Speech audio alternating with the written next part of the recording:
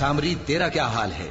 اس نے کہا کہ میں نے ایسی چیز دیکھی جو اوروں نے نہیں دیکھی، تو میں نے فرشتے کے نقش پا سے مٹی کی ایک مٹھی بھر لی،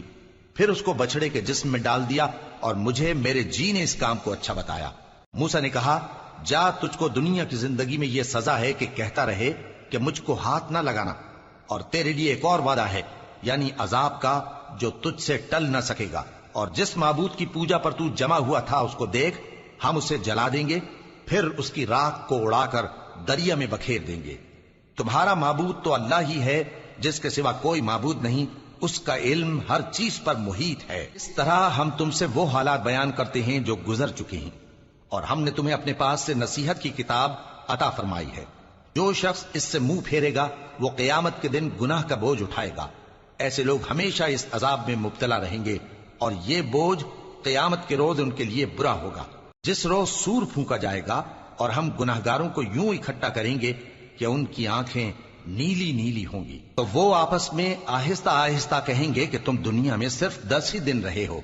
جو باتیں یہ کریں گے ہم خوب جانتے ہیں۔ اس وقت ان میں سب سے اچھی راہ والا یعنی عاقل و ہوش مند کہے گا کہ نہیں، بلکہ صرف ایک ہی روز ٹھہرے ہو۔ اور اے نبی صلی اللہ علیہ وآلہ وسلم، لوگ تم سے پہاڑوں کے بارے میں دریافت کرتے ہیں،